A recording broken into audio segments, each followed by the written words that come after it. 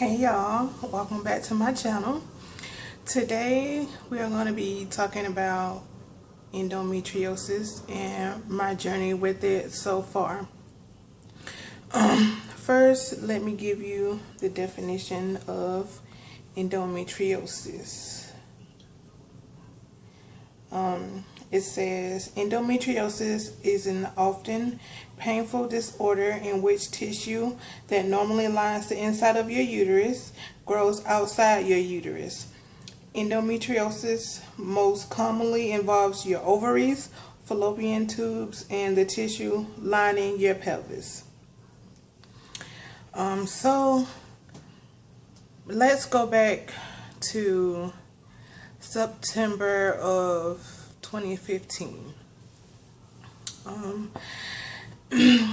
I was having my cycle as normal. I was in some pain, but I was taking some medication, to help me get through the day. I was working and I came home as usual, and I had dinner, took a shower, and I went to bed. So I would say around midnight, I was woken up with sharp pains in my side, from my back going all the way towards my abdomen. The pains were so sharp that they were triggering asthma attacks, and I tried to take hydrocodone to help ease the pains, but it just seemed like it kept getting worse and worse. It was even to the point where I couldn't lay down, I couldn't sit up, I couldn't sit in a chair, I couldn't even barely stand. So at this point, I told my husband, okay, it's time for me to go to the ER now. So we go to the ER, and the drive there was horrible. Where I live, there's a lot of construction on the roads, and the hospital, I say, is less than 10 minutes away from where I live, and that 10-minute drive was horrible. Every bump that we hit, it just hurt so bad.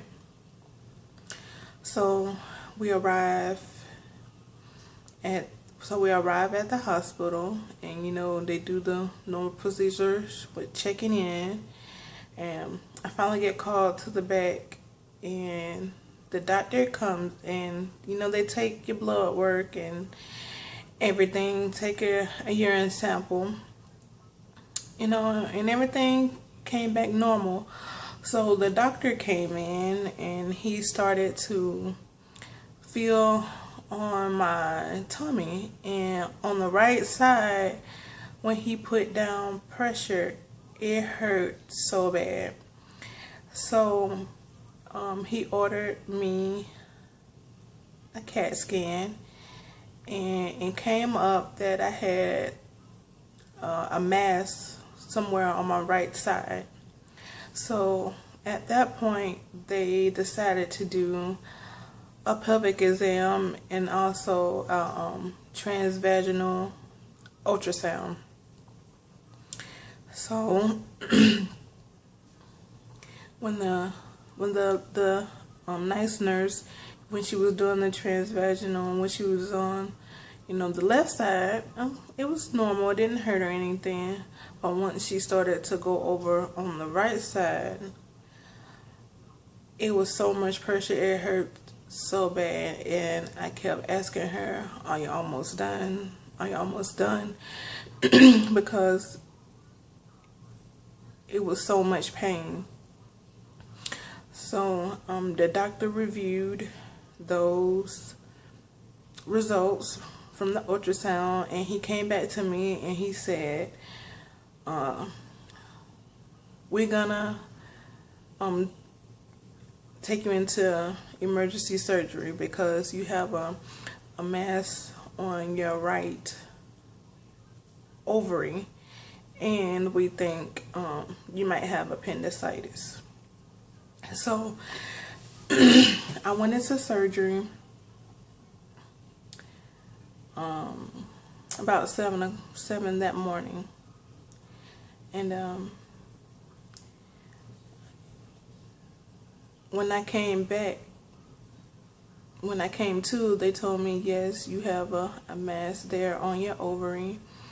It wasn't, I did not have appendicitis, so they decided to leave my appendix in, and they said you have endometriosis. And I didn't know what to think. So they recommended that I would see a specialist. They recommended that I see a cancer specialist. So by this point, I'm terrified. I'm like, oh gosh, I have ovarian cancer.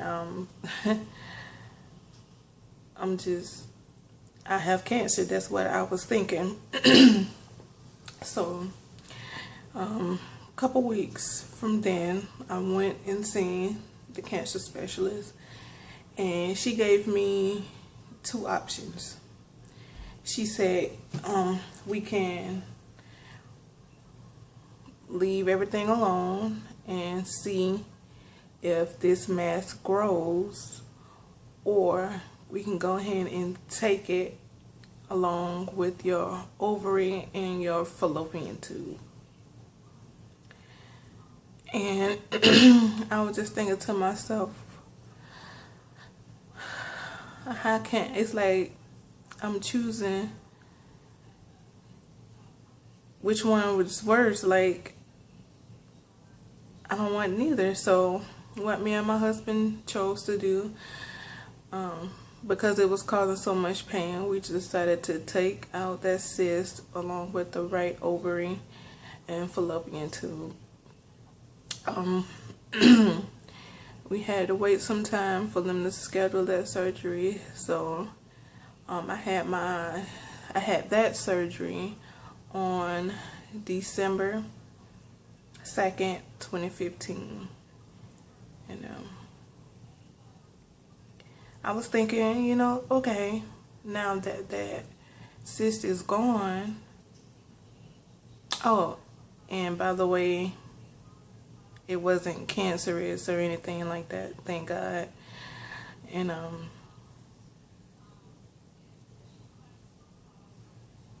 very thankful for that. Anyways, I was thinking, you know, everything is gonna be okay. I'm not gonna be in pain anymore since that is gone. When I went back to my cancer specialist, I was experiencing some pain again. So I asked her, what will you do about the endometriosis?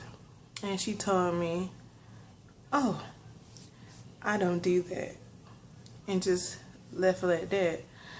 So I'm like, okay. So I had to start the process all over again. With the type of insurance that I had to go through my primary in order to get a referral to go see the gynecologist. Okay, so once I got my referral and I saw the gynecologist, I would say this would be around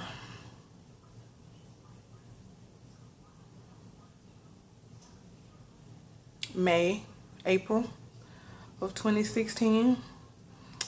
We discussed everything and decided to,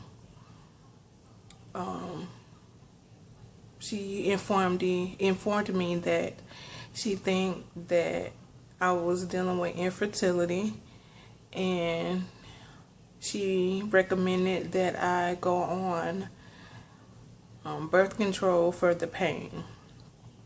So I thought about it, and I'm like, okay, it wouldn't hurt to try. So I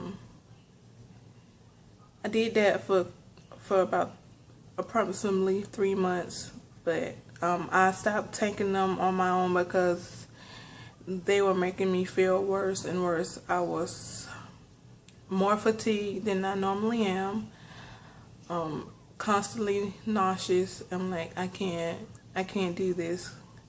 So I went back to her and she said, there's nothing more I can do for you. So we're gonna have to recommend that you go see a reproduction specialist and see what they can do for you. So that's what I did. So around July, I went and seen the fertility reproductive specialist, and we went over everything, and she basically told me that there is really no cure for endometriosis. There are only treatments. I'm sorry if y'all can hear this playing in the background. There's only treatments. So we got a plan that we're gonna have surgery again to burn the endometriosis, to see will that help with fertility and pain, and then from there, if it does, then we will proceed with fertility treatments to see will that help with having kids. Now, the reason why I'm making this video is because I just felt like I need to talk to somebody. I have a very supportive family, very supportive husband, but sometimes, you know, that's not enough. And it's very frustrating from the stress of the pain, the stress of the infertility, just now I'm not able to work because of the fatigue and the pain. I can't really accomplish anything on anyone's job.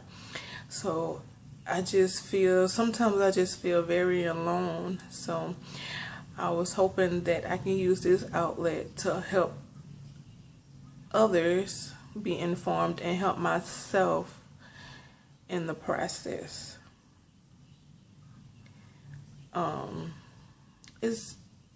It's just very hard being someone in their late 20s and just being told these things. Is very, very heartbreaking. Very, very heartbreaking. I just want to let you guys know that the only way that you can get diagnosed with this disease is if you go in and have surgery and they see it from themselves. There's no way to detect it. They don't know how you develop it. All they know that it can be hereditary and there's no cure. There are only treatments, as in birth control. Some women have had hysterectomies, total hysterectomies, have their ovaries removed, all of that, and they still have pain. So I'm trying to make this a one take thing. I'm sorry if it's rambling and all over the place. It's just that I needed to talk to someone, even if it's just the camera. So if you have any questions, comments, or concerns, please leave them down in the comment section below, and I will try my best to answer them. Please subscribe if you haven't done so already. Like this video, And I will talk to you guys later. Bye.